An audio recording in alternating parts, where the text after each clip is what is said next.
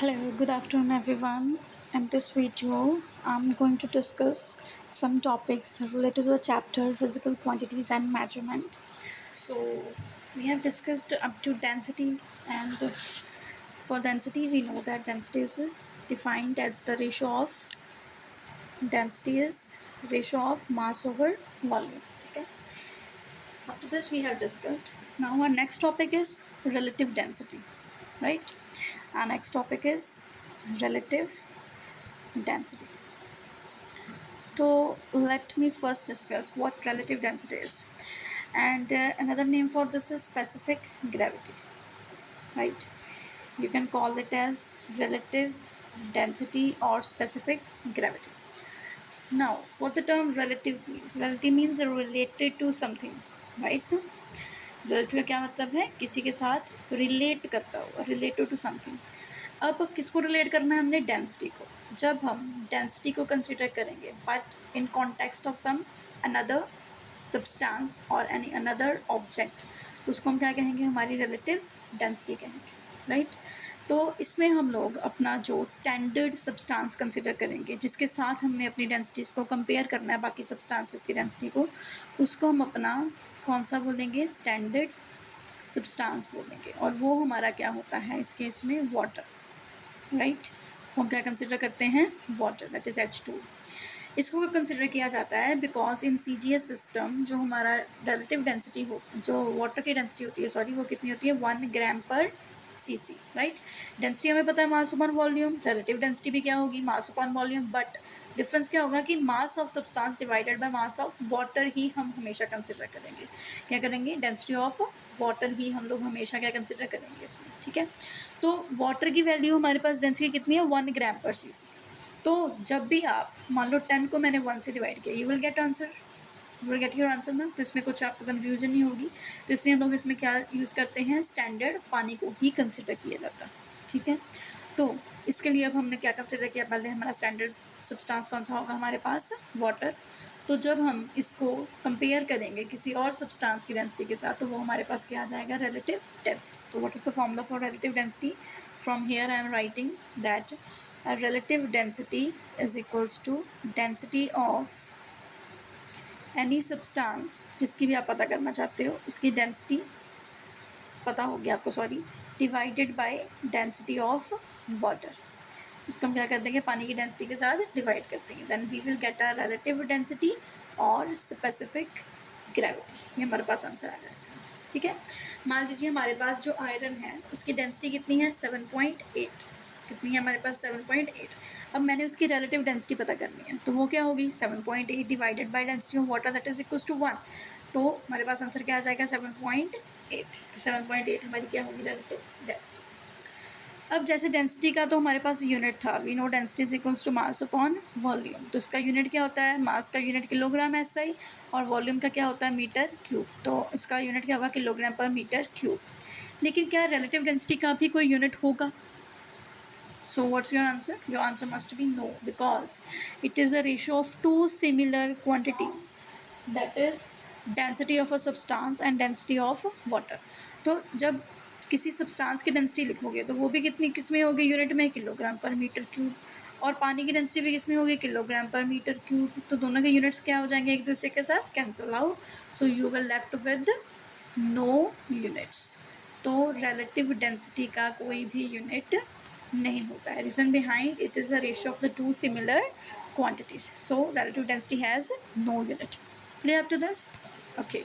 सो moving ahead, हम लोग जो डेंसिटी है, रिलेटिव डेंसिटी है, उसको हम लोग लिख सकते हैं mass of any volume of substance की फॉर्म में भी लिख सकते हैं. How? We know that relative density is equals to density of substance divided by density of water. ठीक है? Now what is the formula of density? That is equals to mass upon volume. We know that density किसके equal होता है? mass upon volume. तो इस case में क्या होगा? अगर मैं डेंसिटी को लिख दूँ रिलेटिव डेंसिटी के लिए ही, अगर मैं डेंसिटी को ऐसे लिख दूँ, रिलेटिव डेंसिटी ऑफ सब्सटेंस, इसका मतलब mass of substance divided by volume of substance whole divided by mass of water divided by volume of water. इसको हम ऐसे लिख सकते हैं, वेरी इजी है ना, क्योंकि हमें पता है डेंसिटी क्या है, मास अपॉन वॉल्यूम। डेंसिटी क्या है हमारे पास, मास अपॉन वॉल्यूम। तो इसके लिए आप लिखोगे तो क्या होगा, mass of substance divided by volume of substance. इसके लिए लिखोगे तो क्या होगा, mass of water divided by volume of water. तो what you will get after writing this, you will get as mass of substance divided by volume of substance multiplied by, क्या होगा, ये ऊपर चला जाएगा और ये इधर आ जाएगा, तो क्या होगा, volume of water divided by volume of divided by mass of water. ठीक है, दिस इज इट। तो अब देखो, अगर हमारे पास वाटर का वॉल्यूम भी सॉलिड के वॉल्यूम के जितना ही हो, या हम कह दें कि सॉलिड का वॉल्यूम भी वाटर के वॉल्यूम के जितना ही हो, तो हमारे पास W किसके इक्वल आ जाएगा, S के इक्वल आ जाएगा। ठीक है, और ये किसके इक्वल आ जाएगा, W के इक्वल आ जाएगा। तो उस केस में हमारा फॉर्मूला क्या बनेगा, relative density is equals to mass of volume of substance divided by mass of volume of water। तो आप लोग इस फॉर्मूले को ऐसे भी लिख सकते हो। ठीक है, क्या, that relative density is equals to mass of volume of substance divided by mass of volume of water, right? I think it is clear to all. Now we are having a equipment known as specific gravity bottle। ठीक है, specific gravity bottle एक ऐसा instrument है जिससे हम किसी liquid का volume major कर सकते हैं। क्या मेजर कर सकते हैं, लिक्विड का वॉल्यूम मेजर कर सकते हैं। स्पेसिफिक ग्रेविटी बॉटल क्या होती है, हमारे पास एक स्मॉल थिन वॉल्ड, क्या है हमारे पास, एक small thin walled glass bottle होती है। ठीक है, स्पेसिफिक ग्रेविटी बॉटल हमारे पास क्या है, इट लुक्स लाइक दिस। ठीक, ये क्या है हमारे पास, एक स्मॉल बॉटल है, थिन वॉल्ड ग्लास बॉटल है, जिसको हम यूज़ करते हैं डेंसिटी या relative density of a liquid find out करने के लिए। ठीक है, डेंसिटी या फिर relative density of the liquid find out करने के लिए हम इसको यूज़ करते हैं। अब ये जो हमारी बॉटल है, इस बॉटल के इस साइड पर हमारे पास क्या होती हैं, कोई ग्रेजुएशंस प्रेजेंट होती हैं, लाइक दिस। जैसे ग्रेजुएटेड सिलेंडर में होता है, मेजरिंग सिलेंडर में होता है, यहाँ पर कुछ ग्रेजुएशंस होती हैं। ये ग्रेजुएशंस हमें बताएंगी कि हमारे पास कितना क्या है, वॉल्यूम है।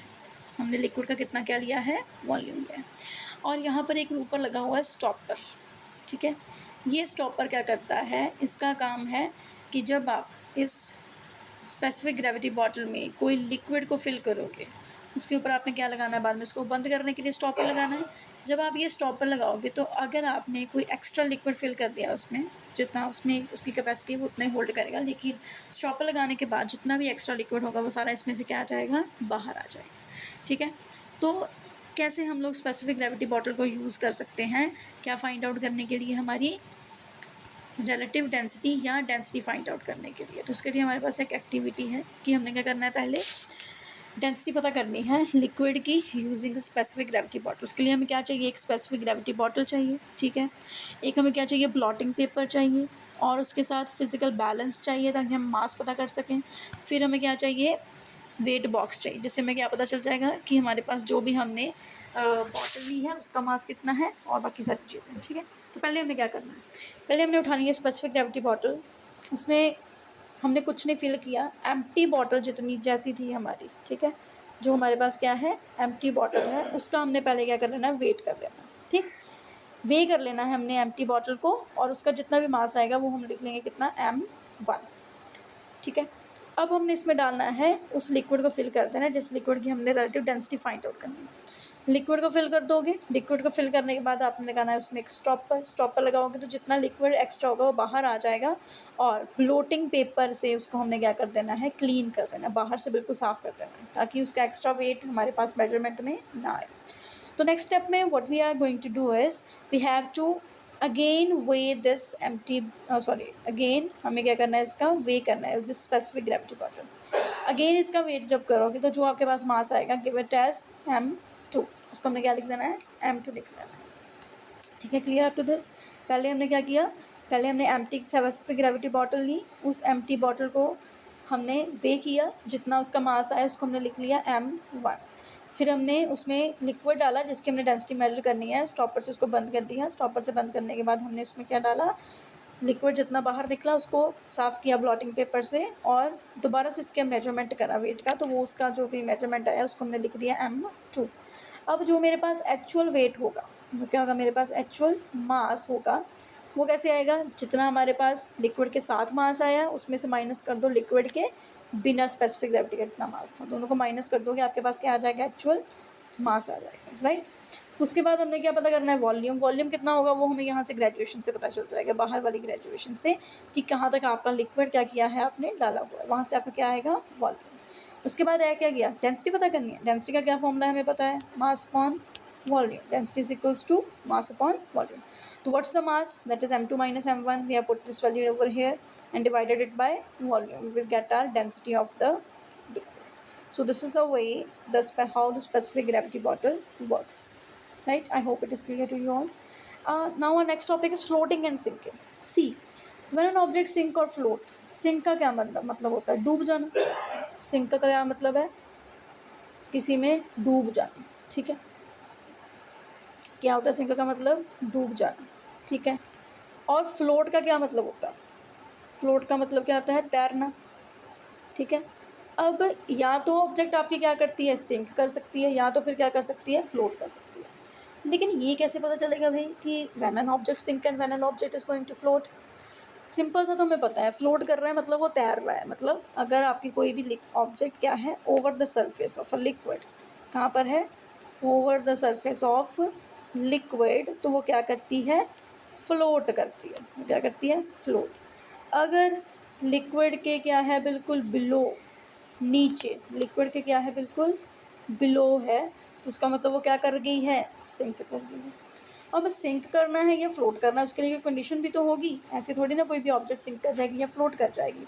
तो उसके लिए क्या कंडीशन है हमारे पास, कि अगर हम चाहते हैं कि कोई ऑब्जेक्ट हमारी सिंक करे या फ्लोट करे, उसके लिए हम कंपेयर करते हैं किसको, डेंसिटीज़ को। जिसको कंपेयर करते हैं, डेंसिटी। अगर वो ऑब्जेक्ट जिसको आप टेस्ट करना चाहते हो कि या वो फ्लोट करेगी या वो क्या करेगी, सिंक, अगर उस ऑब्जेक्ट की डेंसिटी ज़्यादा है किससे, लिक्विड से। लिक्विड कौन सा है हमारा, पानी। लिक्विड कौन सा है हमारा, पानी। अगर उस ऑब्जेक्ट की डेंसिटी ज़्यादा है लिक्विड से, तो डेंसिटी और किसकी ज़्यादा है, लिक्विड ऑब्जेक्ट की, तो वो क्या कर जाएगी, सिंक कर जाएगी। क्या कर जाएगी, सिंक कर जाएगी, ठीक है। ये पॉइंट क्लियर हुआ कि अगर ऑब्जेक्ट की डेंसिटी ज़्यादा है पानी की डेंसिटी से, तो हमारी ऑब्जेक्ट क्या करेगी, सिंक करेगी। ऐसा क्यों होगा, जब हमारे पास पानी की डेंसिटी क्या होती है, कम, तो पानी जो फोर्स लगाता है वो इतनी ज़्यादा नहीं होती है कि ऊपर से आने वाली ऑब्जेक्ट को वो क्या कर पाए, पुश कर पाए ऊपर को, ताकि वो ऊपर ही रहे सरफेस के ऊपर, ठीक है। जैसे कि प्लास्टिक की बॉल, अगर मैंने यहाँ पर प्लास्टिक की बॉल रखी है, उसका तो डेंसिटी बिल्कुल क्या होती है, प्लास्टिक की डेंसिटी पानी की डेंसिटी से बहुत कम होती है। तो जब आप प्लास्टिक की बॉल को पानी में डालोगे तो वो ऊपर ही रहती रहेगी, नीचे तो वो जाएगी नहीं। लेकिन अगर मैं उसकी जगह पर एक आयरन की नीडल ले लूँ, सुई ले लूँ एक आयरन से बनी हुई, तो वो क्या होगा, तो वो फ्लोट नहीं करेगी। चाहे वो बिल्कुल देखने में हल्की सी है, छोटी सी है, लेकिन वो क्या करती है, सिंक करती है। रीज़न बिहाइंड कि आयरन की डेंसिटी क्या है, पानी की डेंसिटी से ज़्यादा, ठीक है। तो हमारे पास दो ही कंसेप्ट होंगे, एक ही हमारे पास कॉन्सेप्ट है कि या तो डेंसिटी क्या हो ज़्यादा, या तो फिर डेंसिटी क्या हो कम। अगर जिस ऑब्जेक्ट को आप टेस्ट कर रहे हो उसकी डेंसिटी क्या है, लिक्विड की डेंसिटी से ज़्यादा, तो आपकी ऑब्जेक्ट क्या करेगी, सिंक। अगर ऑब्जेक्ट की डेंसिटी लिक्विड की डेंसिटी से क्या है, कम है, तो आपकी ऑब्जेक्ट क्या कर जाएगी, फ्लोट कर जाएगी। तो इस केस में पानी इतना नीचे से फोर्स लगाएगा कि ऑब्जेक्ट ऊपर ही रह जाएगी और नीचे को नहीं आ पाएगी, तो इसलिए फ्लोट करेगी। लेकिन सिंक वाले केस में क्या होता है, पानी का फोर्स इतना ज़्यादा नहीं होता कि वो ऊपर को पुश कर पाए ऑब्जेक्ट को, तो ऑब्जेक्ट क्या कर जाती है, सिंक कर जाती है। So that's the concept, right. I hope it is clear to all. And इसके बाद देखते हैं हम, हमारे पास क्या है कि फ्लोटिंग और सिंकिंग, आपको इमेज दी है। They have taken same object, that is lemon. उन्होंने क्या लिया हमारे पास, sorry, they have taken lemon, ठीक है। लेमन उन्होंने लिया है, देखो इसमें क्या हुआ, इस केस में लेमन क्या कर रहा है, सिंक। इस केस में लेमन क्या कर रहा है, फ्लोट। ऐसे कैसे हो सकता है, लेमन तो एक ही है, लेकिन एक केस में वो क्या कर रहा है, फ्लोट, एक केस में क्या कर रहा है, sink. Why this happen? This has happened due to the changing densities of the water. How? In this case, they have taken fresh or you can say normal water. क्या दिया इस case में उन्होंने, normal water दिया, right? In this case, they have taken normal water. और इस case में उन्होंने पानी के साथ साथ you can see over here there are some material settled down at the bottom. That is, उसमें उन्होंने क्या किया, वाटर के साथ सॉल्ट को ऐड कर दिया। क्या ऐड कर दिया, सॉल्ट। अब you have read about this concept in chemistry that whenever you add a solute, जब अभी आप किसी भी सॉल्वेंट में क्या करते हो, सोल्यूट को ऐड करते हो, then it will increases its density. उसकी डेंसिटी क्या हो जाती है, इंक्रीज हो जाती है। तो same thing happen in this case also, कि जब आपने सिंपल पानी लिया और उसमें क्या डाला, लेमन डाला, तो उस केस में लेमन की डेंसिटी क्या थी, पानी की डेंसिटी से ज़्यादा, तो पानी इतना ऊपर को फोर्स नहीं लगा पाया कि वो लेमन को रोक पाए, तो लेमन आगे क्या हो गया, सिंक। लेकिन दूसरे केस में जब हमने पानी में क्या डाल दिया, सॉल्ट डाल दिया, पानी में सॉल्ट डालने से पानी की डेंसिटी क्या हो गई, ज़्यादा, और लेमन की डेंसिटी क्या हो गई, कम। तो नीचे से जो फोर्स लग रहा था ऊपर वाले डायरेक्शन में, कौन लगा रहा था, पानी जो फोर्स लगा रहा था, वो फोर्स क्या थी, ज़्यादा थी as compare to the force exerted by the lemon. तो लेमन नीचे जाने की जगह कहाँ चला गया, ऊपर। तो लेमन क्या कर गया, फ्लोट, क्योंकि इस केस में हमने पानी की डेंसिटी को इंक्रीज कर दिया by adding salt to the water, right. ठीक है, तो इस ऐसे क्या होगा, हमारे पास डेंसिटी इसकी कम हो जाएगी। ठीक है, पानी की डेंसिटी को हमने इंक्रीज कर दिया और लेमन की डेंसिटी उतनी है, पानी की डेंसिटी ज़्यादा होने से हमारे पास लेमन क्या करने लग गया, फ्लोट करने लग गया। Clear, right. तो नेक्स्ट में क्या बुक में और भी एग्जांपल्स दिए हैं कि अगर मेरे पास एक बैलून है, वो बैलून को अगर हमारे पास एक बैलून है, बैलून को हमने पानी में डाला, ठीक है, अगर हम क्या करते हैं, बैलून को पानी में डालते हैं, तो बैलून क्या करता है, पानी में सिंक कर जाता है। क्या करता है, पानी में सिंक कर जाता है। ठीक है, द बैलून सैंक, पानी का क्या कर गया, वो सैंक कर गया, सिंक कर गया। ऐसा क्यों होता है, क्योंकि जब आप बैलून को पानी में डालते हो तो बैलून किससे बना हुआ है, रबर से, जिसकी डेंसिटी क्या होती है, रबर की डेंसिटी भी क्या होती है, पानी की डेंसिटी से ज़्यादा है। तो जिसकी डेंसिटी ज़्यादा है वो क्या करता है, सिंक। तो रबर की डेंसिटी ज़्यादा, तो बैलून क्या करेगा, सिंक। लेकिन जब आप उसी बैलून को एयर से भर दोगे, व्हेन यू ब्लो एयर, उसमें आपने क्या किया, एयर को ब्लो किया, तो एयर ब्लो करने से जो आपका बैलून है उसके अंदर एयर चलेगी। अब एयर की डेंसिटी पानी की डेंसिटी से क्या होती है, कम होती है। तो एयर वाला बैलून क्या करता है, फ्लोट करता है। लेकिन बिना एयर के बैलून, जो आपका डिफ्लेटेड बैलून है, वो क्या करता है, सिंक करता है। Because being made up of rubber, उसमें एयर नहीं थी, तो उसकी डेंसिटी क्या थी, पानी से ज़्यादा थी, तो वो क्या कर गया, सिंक। लेकिन जब आपने सेम बैलून को क्या कर दिया, इन्फ्लेट कर दिया, जब आपने उसी बैलून को क्या कर दिया, इन्फ्लेट कर दिया, उस बैलून को इन्फ्लेट करने से क्या होता है, इन्फ्लेट कर दोगे, हवा भर दोगे, तो हवा भरने से बैलून के अंदर हवा चली जाएगी। हवा की डेंसिटी पानी की डेंसिटी से क्या होती है, कम होती है, तो हमारा बैलून क्या करेगा, फ्लोट करेगा। ठीक है, same reason in case of cotton. जब आप कॉटन लेते हो, कॉटन को आपने क्या किया, पानी में डाला। जब आपने कॉटन को पानी में डाला, तो कॉटन को पानी में डालते हो तो कॉटन क्या करता है, फ्लोट करता है। कॉटन क्या करेगा, फ्लोट करता है। ठीक है, कॉटन क्या करता है, आपका फ्लोट करता है। ऐसा क्यों होता है, बिकॉज डेंसिटी क्या है, कॉटन की ज़्यादा है, कम है। कॉटन की डेंसिटी क्या है, कम है as compare to the density of water. ठीक है, देखो यहाँ पे क्या उन्होंने लिखा है, the ball of cotton floated initially because cotton has lot of air space and is lighter than water.